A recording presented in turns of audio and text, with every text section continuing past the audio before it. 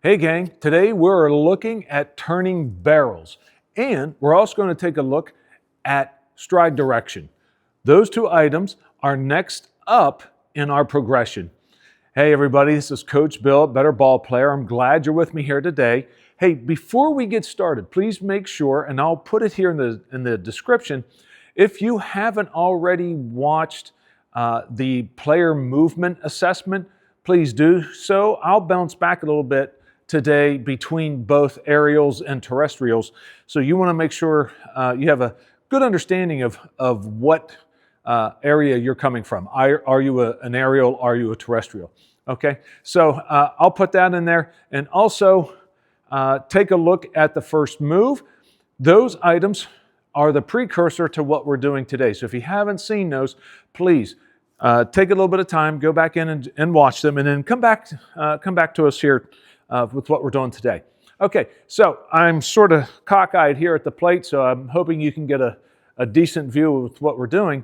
So today, we're going to build on those first moves. Okay, so if we remember, if I was an aerial, I'm a little more upright, I'm a little more narrow, I have some flex in the hip, some hinge in the hip. It's not as deep as others, okay? And so my moves will correlate to that. So the terrestrial, a little bit wider, a little probably deeper in the hip hinge, right? And the move that they're making, that corkscrew move that they're making is a little stronger, okay? So that's what we're picking up today. So I'm going to start out even as an aerial. So we'll see them, they're a little more upright, okay? They want to hold their hands, and either uppers or lowers might want to hold their hands a little further away, a little closer. That's another area that we look at as well.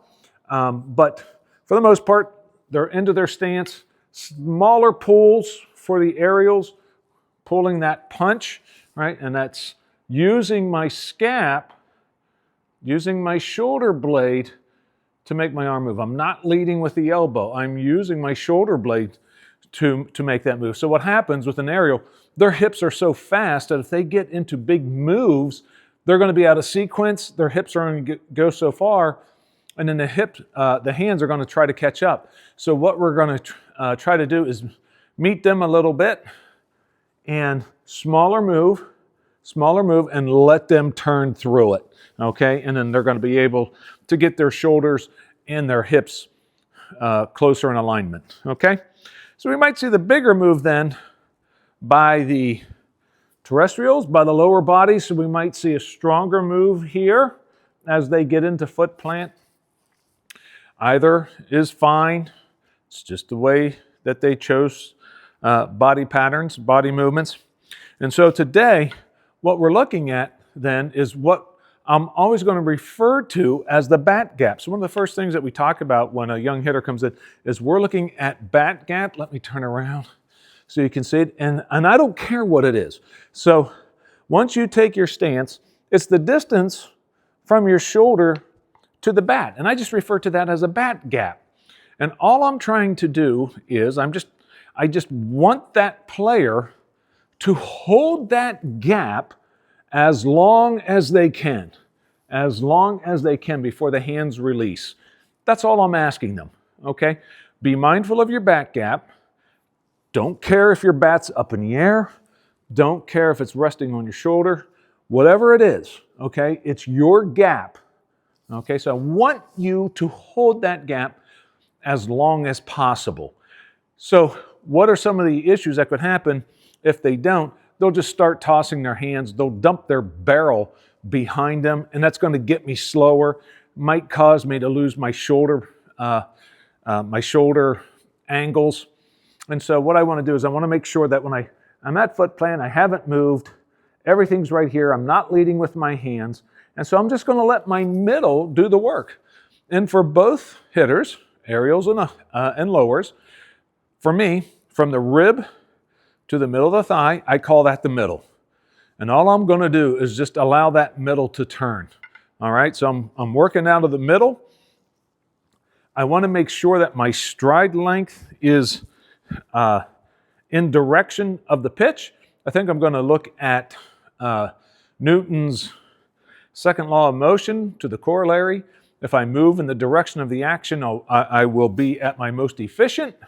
And so when I move, I want to make sure that I'm moving directly in the action. Some hitters might close off slightly, perfectly fine. We'll probably end up seeing them scissor kick.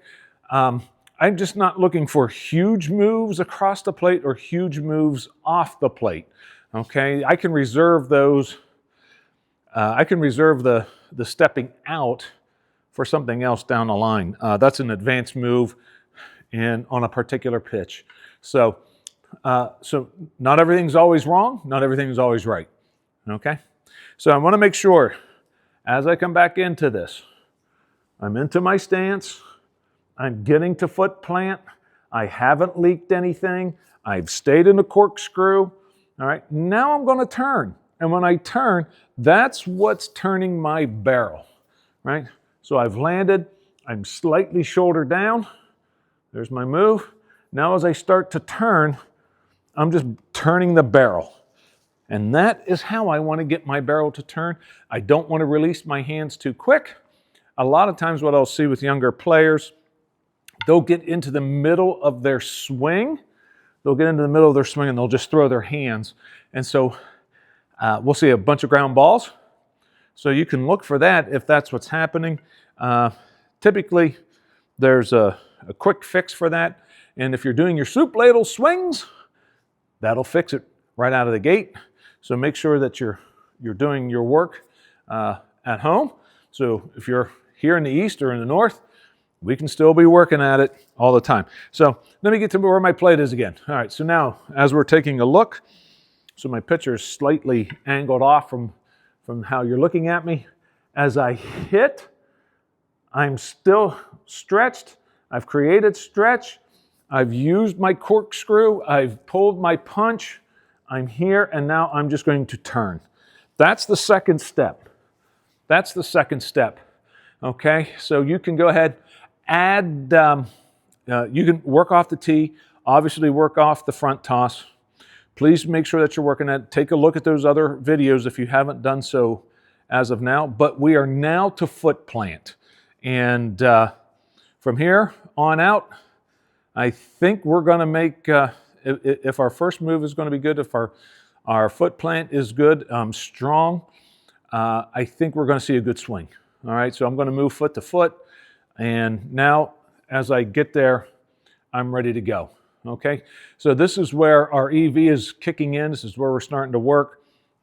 So as you're throwing to me, I could be working right here. So everything is getting into rhythm and I'm feeling it right.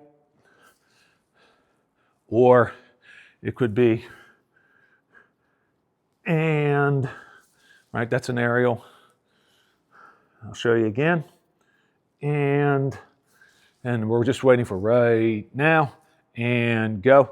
But that's how I'm starting to use. I'm going to use those mnemonics. I'm going to use that mnemonic. I'm going to use that right now. I'm going to use that and go prior to the ball coming off that pitcher's fingers. So I want to make sure everything is rhythmically and okay.